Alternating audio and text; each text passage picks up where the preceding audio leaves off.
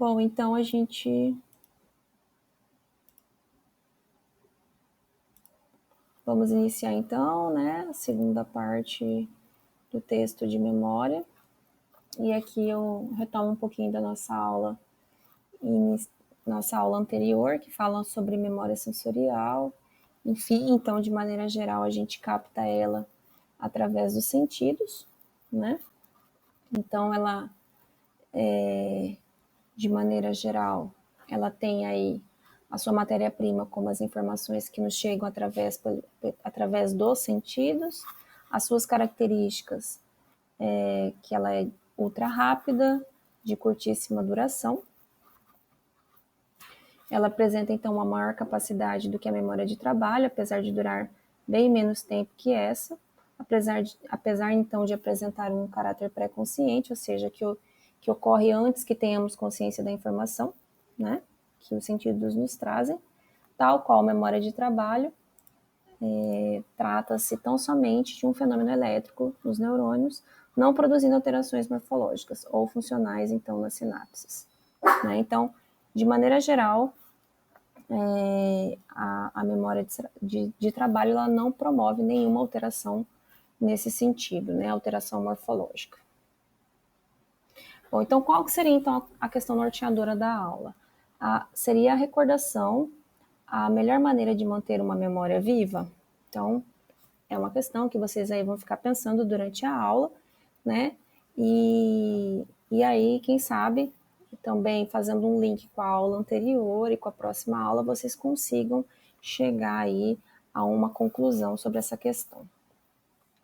Bom, então ela serve, sobretudo, para contextualizar o indivíduo e para gerenciar as informações que estão transitando pelo cérebro, é o que chamamos de memória de trabalho. Então ela vai gerenciar isso. Então tem a chegada, a captação das informações pela memória sensorial e, nesse sentido, a memória de trabalho é quem faz esse gerenciamento e coesão das informações entre a memória de longo prazo e a memória sensorial.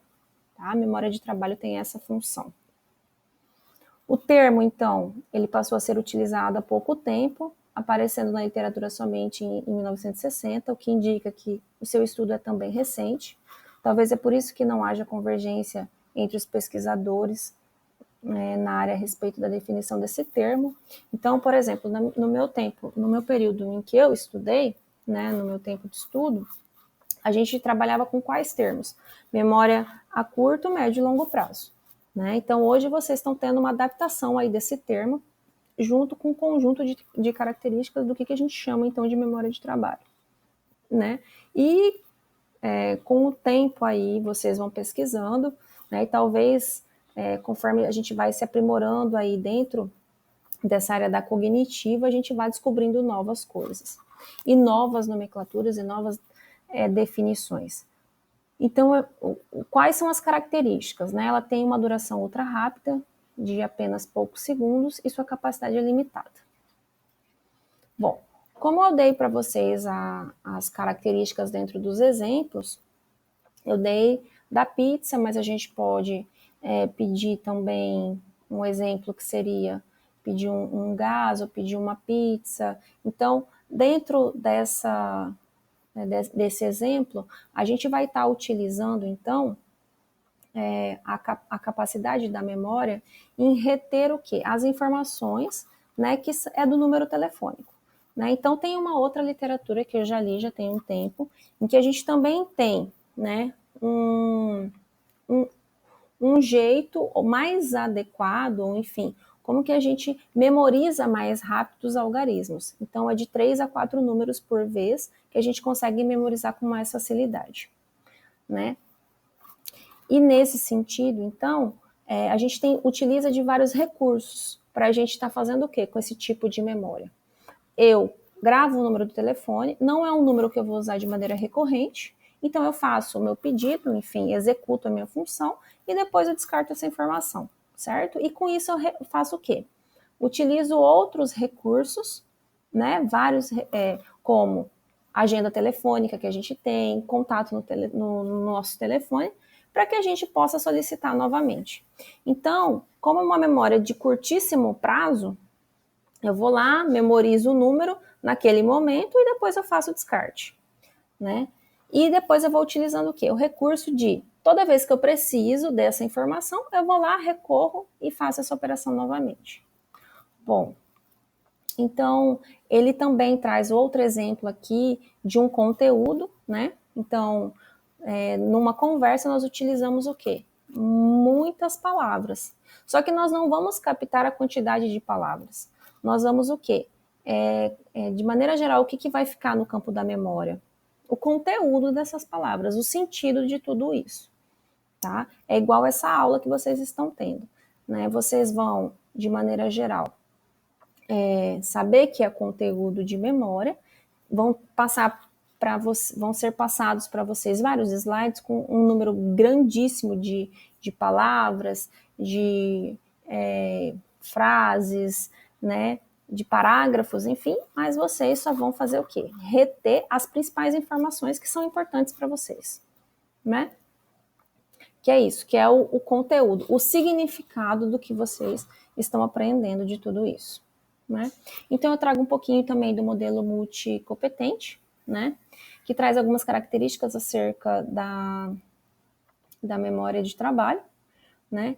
Então, o executivo central, que representa um sistema atencional do cérebro, o esboço visoespacial, que gerencia e armazena temporariamente as informações a partir de imagens, como se estivéssemos vendo algo mentalmente, a alça fonológica, que gerencia, então, e armazena temporariamente informações a partir de sons, como se estivéssemos repetindo sons mentalmente, e o retentor episódico, que gerencia as informações já arquivadas em nosso cérebro, comparando-as com novas informações que chegam através dos sentidos. Portanto, a memória de trabalho é bem mais do que um sistema de memórias, ela é fundamental na evocação de memórias e no processamento lógico de informações.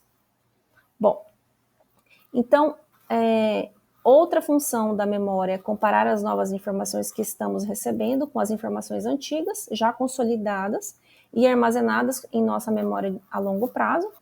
Por isso dizemos que a memória de trabalho, ela trabalha com outras memórias, ou seja, ela é um sistema de processamento que confronta as informações que já estão chegando no cérebro pelas vias sensoriais, com as informações que estão arquivadas nos sistemas cerebrais que compõem a memória a longo prazo.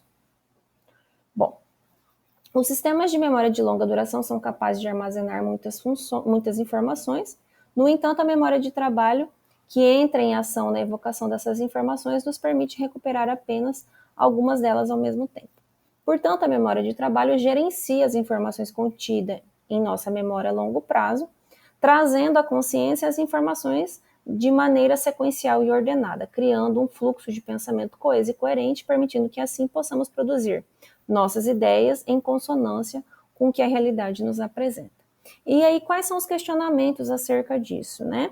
Que são coisas que a gente ainda tem estudos, que no campo da pesquisa a gente pode descobrir daqui a um tempo, mas que hoje são apenas questionamentos, que a gente ainda não sabe como que esse processo acontece, né? Como a memória de trabalho sabe exatamente qual informação deverá buscar por vezes nos arquivos da memória a longo prazo? Não sabemos.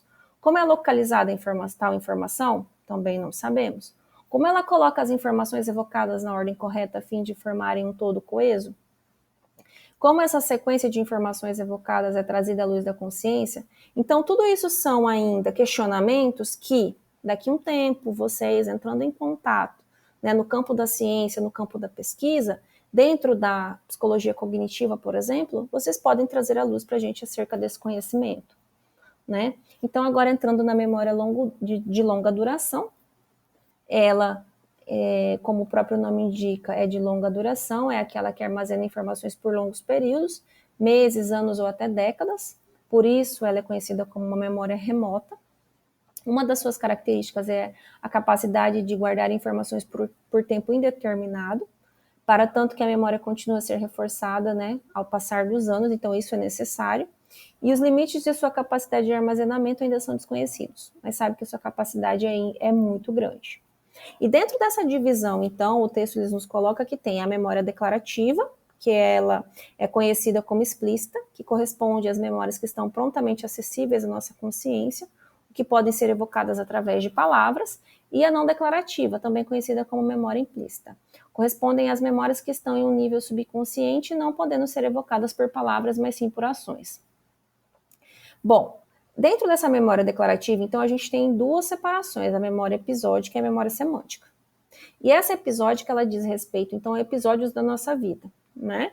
Então, para a gente falar da nossa biografia, por exemplo, a gente vai utilizar de episódios, uma narrativa, então, uma história, ou esses episódios que a gente vai escolher para compor ao falar, né, quem somos, né, que são os episódios, coisas que são importantes dentro da trajetória de vida.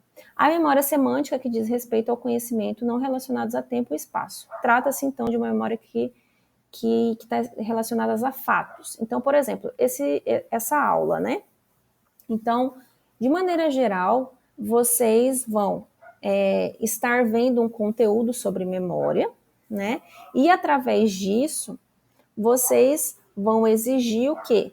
Dessa memória semântica, porque ela se trata de um conhecimento, certo? É uma memória declarativa no campo do conhecimento, então vocês vão estar utilizando e ela é de forma complexa também o exercício que a gente vai estar fazendo dentro do processo de memorização, tá bom?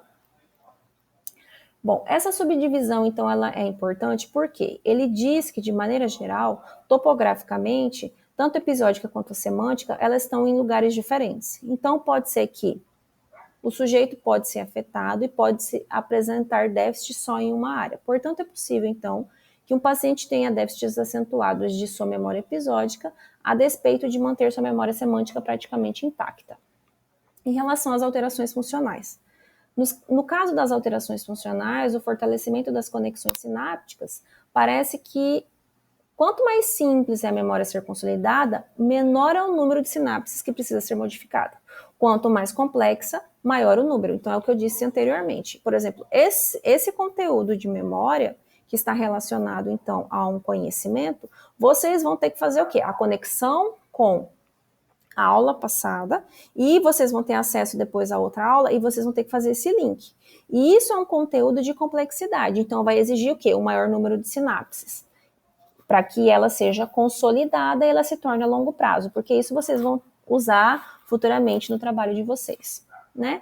Então ele traz aqui essas distinções entre memórias simples e memórias complexas, né? Quanto mais simples, menor o número de sinapses, quanto mais complexas, maior. Bom, em relação às especificidades da consolidação, a labilidade, né, a perda fácil, enfim, cai fácil essas informações. É uma perda rápida das informações nas horas iniciais do processo de armazenamento, e a formação de uma memória de longo prazo leva, em média, entre 3 a 8 horas, né? E ele fala também do quê? Que para a informação ser consolidada, ela também pode sofrer alterações. Né? Então, ela tem essa característica de suscetibilidade. Né? Então, o que interfere no caso da consolidação? Utilização de drogas, né? O aumento ou declínio excessivo de neurotransmissor, um evento. Então, vocês estão aqui dentro, assistindo uma aula, né? E daqui vocês precisam ir no mercado, mas acontece uma batida.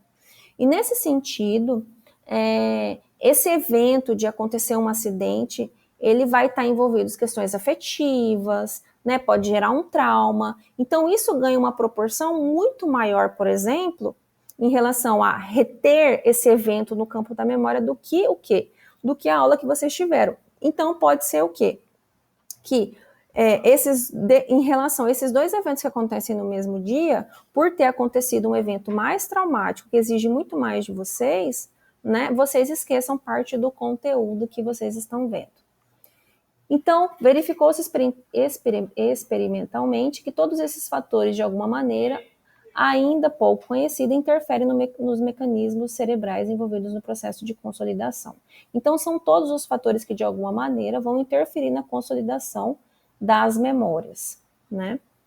Bom, o nível, então, de neurotransmissão pode interferir nesse armazenamento, né? Então, quanto maior a quantidade de neurotransmissor, mais a dificuldade de memorizar, né? Ou uma perda maior de informação, né?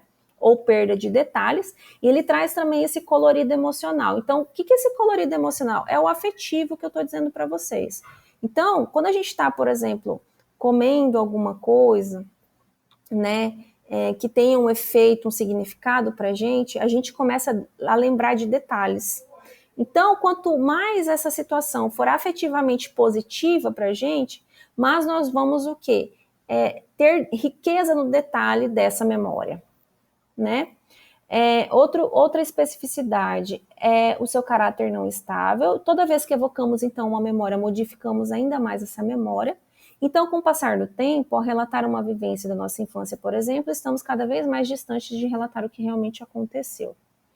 A evocação nada mais é do que um processo de edição de fragmentos da memória, os quais são organizados pela memória de trabalho ou pelas funções executivas, visando formar um todo mais ou menos coeso. A evocação está, portanto, longe de ser uma reprodução fiel das informações que foram arquivadas e trata-se, em verdade, mais do que um processo criativo, do que um processo reprodutivo. Então, em relação à tradução e memórias falsas, as perdas durante o processo de consolidação devem ser encaradas de maneira natural, uma vez que os neurônios realmente fazem uma tradução da realidade por arquivadas por nós percebidas em relação aos potenciais elétricos e alterações químicas. Então, quando ele já faz esse processo, nós já temos perda de memória, porque ocorre uma tradução.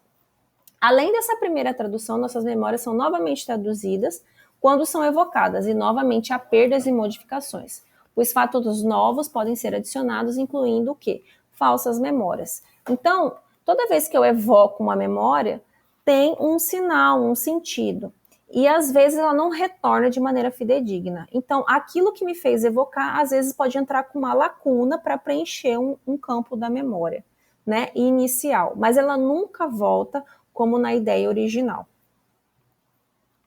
Bom, qual região, então? É o hipocampo, né? Que de maneira geral, quando a gente fala de memória, é a área que é atuada, e aqui ele traz outras especificações. O papel adaptativo, então, que é o conhecimento armazenado por ela, interfere fortemente na maneira como percebemos o mundo e as nossas decisões. Então, diante de uma situação potencialmente perigosa, a qual desperta em nós certa ansiedade, somos capazes de evocar com mais rapidez e eficiência um maior número de respostas, que já tenhamos emitido em situações semelhantes e que tenham sido apresentadas de maneira adequada. Então, aqui é o exemplo, por exemplo, de quem já foi assaltado, né? Então, toda vez que uma situação semelhante acontece, né, é um sinal, né, para que você, de maneira geral, evoque aí, né, emoções que foram vivenciadas na memória original, e aí o que você faz? Você tenta se ajustar, né? Então, você prepara o seu corpo para uma situação que você acha que vai acontecer de maneira semelhante, de acordo com os sinais do ambiente. E a gente vai estar preparado o quê? Para fuga ou para esquiva, né? Bom, o outro papel adaptativo é o esquecimento e a extinção. A importância de ambos no processo é óbvia porque está relacionada à economia de sinapses e à otimização na recuperação da área do córtex cerebral com as informações. Tão importante quanto conseguir armazenar é conseguir esquecer, que vocês vão estar vendo na aula de sábado, né? E o esquecimento acontece porque somos bombardeados por incontáveis estímulos o tempo inteiro, muitos dos quais são totalmente irrelevantes. Por isso, solucionamos as informações mais importantes a serem arquivadas. Em relação à memória não declarativa, né? Elas operam no nível subconsciente, não se tratam de processos intelectivos. Incluímos, então, os condicionamentos, as memórias motoras e o priming, né? E os condicionamentos nada mais são do que associações que fazemos entre os estímulos, então, que estão determinados comportamentos como consequência, né? Recompensa ou punição. Memória não declarativa, né? Em relação aqui à memória motora. Então, eu trouxe para vocês alguns exemplos, né? São difíceis de serem aprendidas, pois necessitam de muita repetição para se tornarem consolidadas, porém, uma vez consolidadas, se tornam automáticas, inconscientes, extremamente resistentes ao esquecimento. Então, eu trouxe para vocês o exemplo da bicicleta, quando a gente aprende a dirigir, enfim, são memórias difíceis de você adquirir, mas depois, uma vez que você consegue, pela repetição, você já atua no automático. As regiões envolvidas, então, né? Das habilidades motoras são o encéfalo, relacionado à motricidade, quais sejam cerebelo e núcleo da base.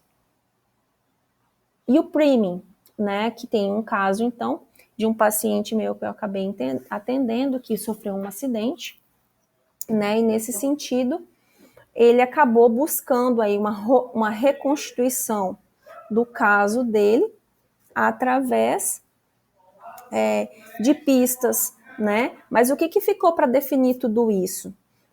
Ficaram, então, dessa memória que ele acabou evocando os sentimentos, né? Então, ele sofreu um acidente, por quê? Porque a ex-mulher dele acabou ligando, mandando uma mensagem que ela tinha sofrido um acidente em Cuiabá e ele estava em outro município. E com isso, então, ele faz a leitura e ele é motociclista, pega a moto, como ele corria muito, e nesse percurso ele acaba sofrendo um acidente. Só que ele acaba o quê? Sendo entubado, né? Ele tem traumatismo craniano, enfim, fica um tempo aí nesse estado. Né? Depois que ele retoma, ele perdeu toda essa memória em torno desse trauma. Né? E com isso, então, como que ele faz a reconstituição das memórias? Através das pistas, das dicas. Então, ele pega a fatura de cartão de crédito, ele vai e coleta informações das pessoas que viram naquele dia, onde estavam nos postos. Então, ele pega e recolhe informações da família. E, como de maneira geral a família não tinha uma relação boa com ela, ele faz o quê? Ele responsabiliza ela pelo estado atual em que ele se encontra. Então, é uma história muito delicada, mas que faz sentido aí para nossa aula, para vocês pensarem, né? O quanto esse conhecimento pode fazer link aí com o caso que a gente vai estar pegando, né? As áreas envolvidas, então, são as áreas neocorticais, de associação com o córtex pré-frontal, estão certamente envolvidas nesse fenômeno, uma vez o PRIME, porque ele envolve o quê? Integração temporal das informações e faz com que tenhamos tendência de evocar informações sobre as quais já recebemos alguma pista em algum momento de nossa vida. Ocorre que tais pistas nos chegam muitas vezes tão rapidamente que nem tomamos consciência delas. Bom, nesse sentido ele vai trazer o quê? A propaganda, um rótulo. Então a gente já tem aquela propaganda que a gente sempre viu daquela marca, e quando a gente for comprar, por exemplo, um refrigerante, a gente já vai o quê? Escolher o refrigerante que a gente já está acostumado aí, né? Que faz com que você leia essas pistas aí da marca de refrigerante, né? Por quê? Porque ela foi muito mais apresentada para você. E aqui é o que nós veremos, então, nas nossas próximas aulas. Alguma pergunta?